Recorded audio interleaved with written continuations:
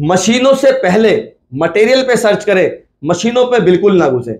जो मशीनों में लग जाते हैं कि भाई हम सिर्फ मशीन खरीद के रख ले फिर हम माल ले आएंगे, ये गलती कभी ना करें। हमेशा बोलता आया हूं, सबसे पहले मटेरियल पे फोकस करना है, फिर मशीन लेनी है। टाइटल फिर आप लोगों ने देखा होगा, 1 लाख में एक बिजनेस कैसे शुरू करें। तो आज स्ट्रिपिंग मशीन के बारे में बात करेंगे, इससे जुड़े बिजनेस के बारे में बात करेंगे, स्क्रैप के बारे में बात करेंगे, ट्रांसपोर्ट के बारे में बात करेंगे। आज टॉपिक पूरा रखेंगे, बिजनेस को शुरू कैसे करना है और कितने में करना है और कहां कहां क्या क्या इन्वेस्टमेंट करना। तो वीडियो पूरा देखिए। मैं आपका दोस्त रिजवान सैफी। तो मैं आपको बताता हूं 1 लाख का सिद्धांत मैंने क्यों रखा है, क्योंकि कुछ लोग सोचते हैं कि भाई थोड़ी सी जमा पूंजी लेकर कर लेंगे कि 10-20 हजार लगाए और काम शुरू कर दिया। 10-20 हजार लगा के कुछ नहीं होने वाला, ना कुछ आपको बेनिफिट मिलने वाला है। इन्वेस्टमेंट थोड़ी अच्छी हो तो ज्यादा बेहतर होता है। तो इन्वेस्टमेंट जो है अपना कम से कम 1 लाख रुपए का रखना है। मैं आपको बताता हूं ये कमियां क्यों हैं और कैसे हैं। कुछ लोग सोचते हैं कि भाई 10-20 हजार इधर उधर से पकड़ेंगे और बिजनेस शुरू कर लेंगे, कहीं से उधारी ना पकड़ें, कहीं से ब्याज पे पैसा ना पकड़ें। इस धंधे में घुसना है तो कम से कम पर्सनल अपना पैसा हो। 1 लाख रुपए उधार पानी के पैसे से सबसे पहले बिजनेस डूबता है, क्योंकि आप अपने लिए नहीं फिर दूसरे के लिए कमा रहे हो।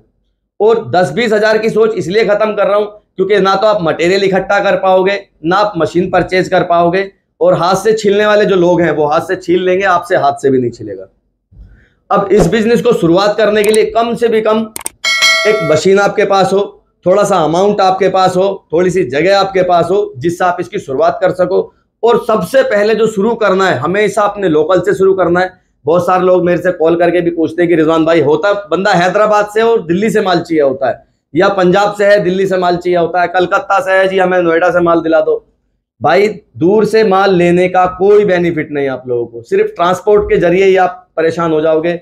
मटेरियल कैसा निकल रहा है, कैसी क्वालिटी निकल रही है, कभी नहीं समझ पाओगे। हमेशा मटेरियल की जो मैं आपको बताता आया हूं, मैंने पीछे भी वीडियो में डाला है कि मटेरियल किस तरीके से ले, वो आप मेरी वीडियो में देख सकते हैं।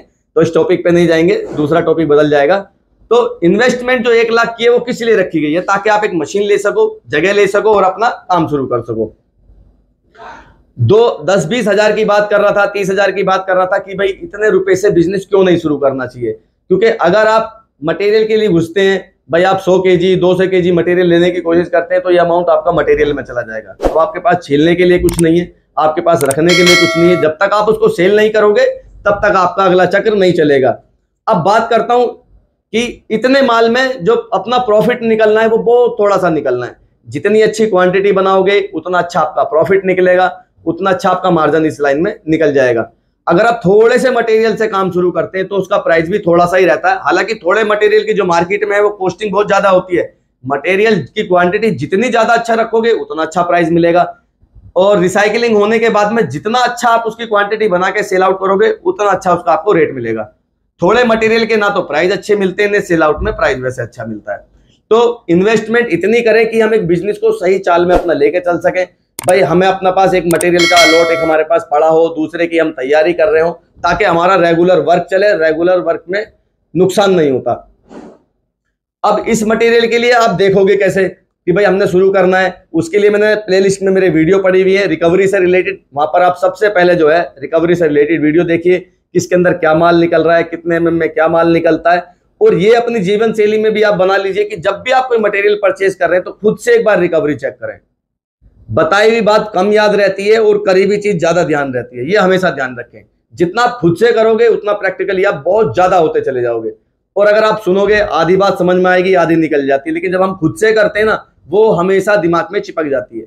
तो इस चीज का विशेष रूप से ध्यान रखें। प्राइस वीडियो जो है हर रोज डलता है, उस पर बिल्कुल हर रोज फोकस रखना है कि आज का प्राइस क्या है कॉपर का। हर रोज के प्राइस के कॉपर के हिसाब से आपने मटेरियल परचेज करना है। काफी वीडियो में मैं आपको रेगुलर बताता हूं, फिर भी लोग कंफ्यूजन में रहते हैं, फिर भी रेट पूछते हैं। तो इस चीज का विशेष रूप से ध्यान रखें। सिर्फ आप लोगों के लिए ही ये वीडियो डलता है कि आज कॉपर का क्या भाव है, आज एल्युमिनियम का क्या भाव है, आज जिंक का क्या भाव है। हर रोज का प्राइस आपके माइंड में होना चाहिए कि आज मार्केट क्या बंद हुई और कल क्या खुली। ये बहुत इंपॉर्टेंट चीज है। उसके बाद रिकवरी वाला पॉइंट था, वो भी मैं पीछे काफी वीडियो में आपको रेगुलर बता रहा हूं। रिकवरी का हमेशा ध्यान रखना है, करके देखना है, समझना है। इस बिजनेस को पहले तैयार कर लो, मार्केट सर्च कर लो, अपना लोकल सर्च कर लो।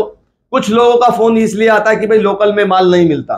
देखो मैं हमेशा से कहता आया हूं, अपना 10 से 15 दिन या 1 महीना आप अपनी इस लाइन में खराब करो। अगर स्क्रैप आपको अवेलेबल होता है तो ठीक है, वरना इस लाइन से तुरंत बाहर निकल जाओ, अपना कोई नया धंधा देखो। स्क्रैप अब लेने के लिए हैदराबाद से दिल्ली आने की जरूरत नहीं है, क्योंकि आपको कोई बेनिफिट नहीं मिलने वाला, कोई आपको प्राइस अच्छा नहीं मिलने वाला, क्योंकि मैं आपको पीछे भी बताया था कि प्राइस का कितना अंतर होता है। जितना अपने को प्रॉफिट चाहिए उतने का प्राइस में अंतर आ जाता है, तो फिर दिल्ली से बिजनेस करने का क्या फायदा। और अब बात करते हैं अगर हम मशीनों की, तो मशीन कौन सी लेनी चाहिए, क्या मतलब किस मशीन का क्या प्राइस है। तो मशीनों का जो प्राइस है वो आपका मशीन अकॉर्डिंग करेगा कि जो आपका मटेरियल है, किस तरह का आपका माल है, किस तरह के माल की आपको रिकवरी निकालनी है, उसके हिसाब से आप मशीन डिसाइड करेंगे। ऐसा नहीं कि भाई बड़े माल के हिसाब से मशीन ले लो, फिर छोटे माल का क्या करना, छोटे माल के हिसाब से मशीन ले ली, बड़े माल का क्या करना। तो सबसे पहले जो हमें प्रिपेयर होना है, अपने माल के अकॉर्डिंग होना है, हमें माल मार्केट से मिल कैसा रहा है। और सर्चिंग के लिए मार्केट के लिए आप कहां कहां जा सकते हो, आप जहां बिल्डिंग्स वगैरह टूटती हैं आप वहां जा सकते हो, आप कबाड़ी की दुकान पे जा सकते हो, प्लास्टिक की दुकान पे जा सकते हो। आपको ये कंफ्यूजन बिल्कुल निकाल देनी है दिमाग से कि यार ये तो बोतल का काम करता है, इसके पास स्क्रैप कहां से आया, आपको वहां भी स्क्रैप मिलेगा। या ये पन्नियों का काम करता है, पन्नियों का गोदाम है, यहाँ केवल स्क्रैप का क्या काम है, आपको वहां भी मटेरियल मिलेगा। आपको जो बाइक वगैरह रिपेयरिंग होती है, शोरूम होता है, आपको वहां से भी स्क्रैप अवेलेबल हो जाएगा। बड़े स्क्रैप जो होते हैं वो टेंडर के अकॉर्डिंग मिलते हैं, वो आपको इतनी आसानी से मिलने वाले हैं नहीं। तो सबसे पहले अपना नीचे से स्टेप बाय स्टेप शुरू करें। स्टेप बाय स्टेप से आपको चीजें पता लगने लगेगी, धीरे धीरे मटेरियल का पता लगने लगेगा, धीरे धीरे लोकेशन का पता लगने लगेगा, और आप धीरे धीरे आप मटेरियल इकट्ठा करना शुरू कर लेंगे। और मटेरियल की रिकवरी से रिलेटेड अगर आपको कोई समस्या है, मेरे दिए हुए नंबर पे आप मुझे कॉल कर सकते हैं, बेझिझक आप मुझे व्हाट्सएप माल का फोटो डाल सकते हैं, मैं आपको उसका रिकवरी बता सकता हूं कि इसमें रिकवरी क्या हो सकती है। मशीनों से पहले मटेरियल पे सर्च करें, मशीनों पे बिल्कुल ना घुसे। जो मशीनों में लग जाते हैं कि भाई हम सिर्फ मशीन खरीद के रख लें फिर हम माल ले आएंगे, ये गलती कभी ना करें। हमेशा बोलता आया हूं, सबसे पहले मटेरियल पे फोकस करना है, फिर मशीन लेनी है। और रिकवरी से रिलेटेड मेरे से आप पूछ सकते हैं, मैं आपके लिए 24 घंटे रेडी रहता हूं। जब भी आपका फोटो आता है मैं आपको रिकवरी बता ही देता हूं। अगली वीडियो में आपके लिए कुछ नया लेकर के आता हूं, तब तक के लिए शुक्रिया, धन्यवाद, जय हिंद।